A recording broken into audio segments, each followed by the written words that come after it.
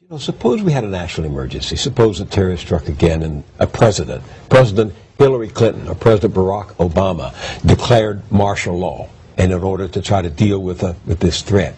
And there was a private army of 20,000 soldiers that I could call upon to throw a ring around the Capitol and make sure that the Congress didn't leave town or didn't get back to the Capitol. I mean, how far-fetched is that? Well, I mean, I was in New Orleans in the aftermath of Hurricane Katrina, and I think we saw a real window into the possible future. I was standing on a street corner in the French Quarter on Bourbon Street, and I was talking to two New York City police officers who had come down to help. And this was just a couple days after the hurricane had hit. And this car speeds up next to us, no license plates on it. It was a compact car, and three massive guys get out of it, and they have M4 assault rifles, bulletproof vests, wearing khaki, wraparound sunglasses, baseball caps on, and they come up and they say to the cops, "Where are the rest of the Blackwater guys?" And my head sort of, you know, I didn't even hear the answer. I couldn't believe what I was hearing. Where are the rest of the Blackwater guys? So they get back into their vehicle and they speed off. And I said to the cops, "Blackwater? You mean like the guys in Iraq and Afghanistan?" They said, "Oh yeah, they're all over the place down here." So I said, "Well, I'd like to talk to them. Where are they?" And they said, you can go either way on this street," implying that they're everywhere. So I walked a little bit deeper into the French Quarter, and sure enough, I encountered some Blackwater guys. And when I talked to them, they said that they were down there to confront criminals and stop looters. Who called them in? And, well, this is an interesting story. Eric Prince sent them in there with no contract initially.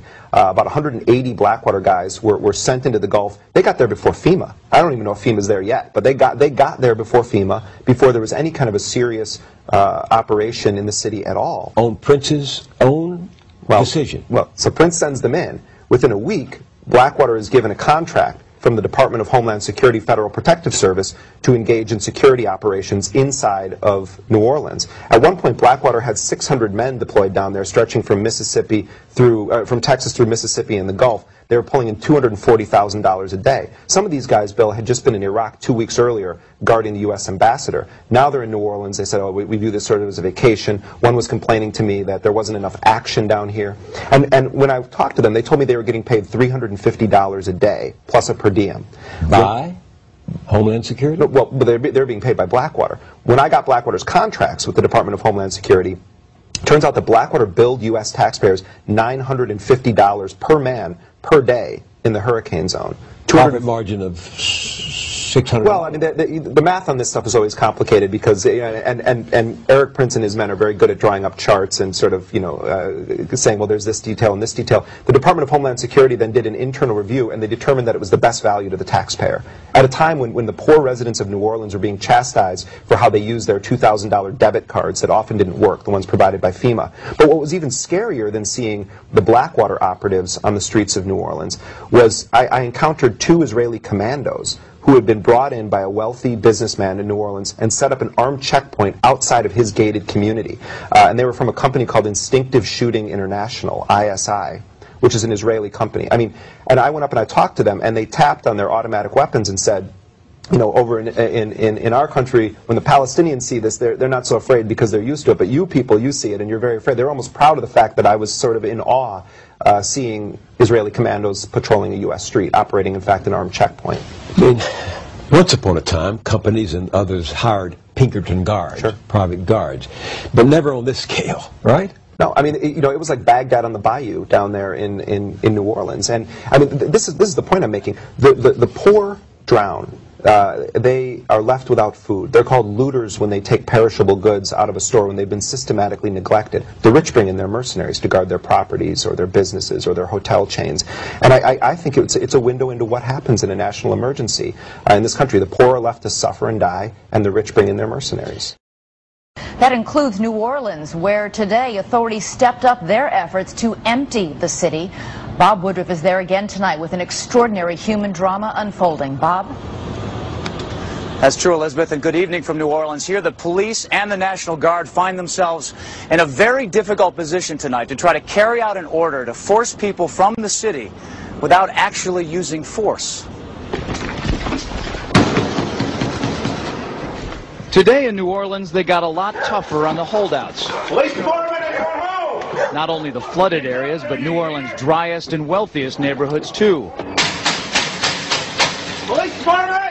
The police and National Guard going street by street, house to house. We need to make sure, too, that whenever we knock on doors, people refuse to leave. We need to make note, call it in. They say there are no orders to use force, just strong persuasion, sometimes entering open houses with guns drawn, and instructions to disarm anyone inside. You said guns will be taken. No one will be able to be armed. We will take all weapons. That happened today in this wealthy neighborhood where homeowners had armed themselves to protect their mansions. Residents were handcuffed on the ground. In the end, police took their weapons but let them stay in their homes. They were a little bit threatened because our weapons were bigger than their weapons. For many of the police and guard troops, it is an uncomfortable job to do this in an American city. This guard unit occupied a church, using it as a base camp. They had to leave a note because they could not get hold of the pastor to get permission. It is surreal. Yeah, you never expect to do this in your own country. Chris Montgomery says he'd rather be in Iraq than patrolling American neighborhoods. Walking up and down these streets, you don't want to think about the stuff that you're going to have to do if somebody pops around the corner. Let me shoot an American. Let me shoot an American. Let me shoot an American. Let me shoot an American. No one will be able to be armed. We will take all weapons. It was a human drama with emotions and tensions running high. Patty Connie is still trying to recover physically and emotionally. They really did a number on me. From the day police forced her from her home. It was traumatic. All of a sudden, they were banging on the front door, the side door, and the back door. They said, "Let us in." Patty tried to explain.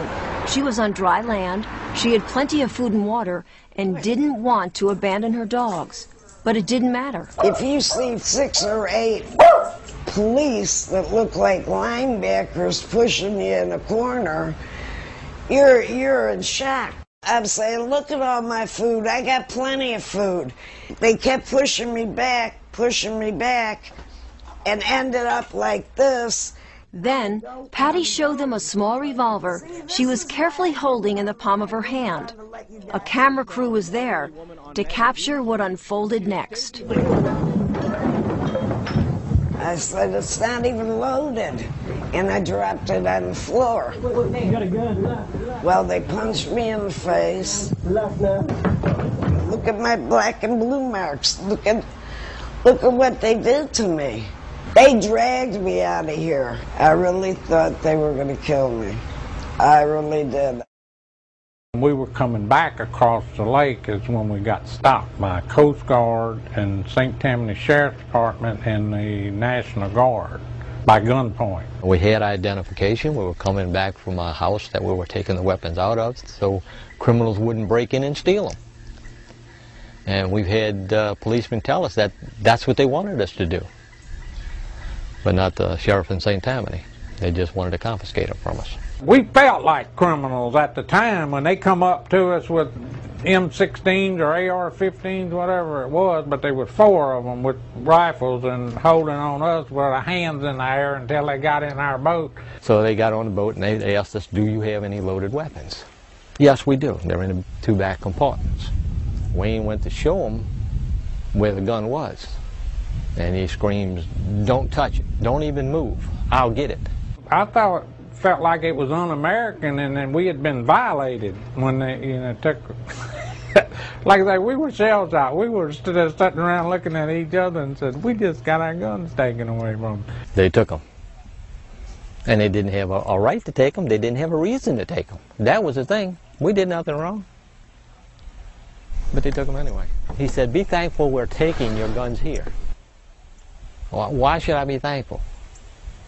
Well, if they catch you with them on land, they're going to take you straight to jail. We live in proof that all they have to do is say, "Look, this is the law." You had that feeling that you were violated.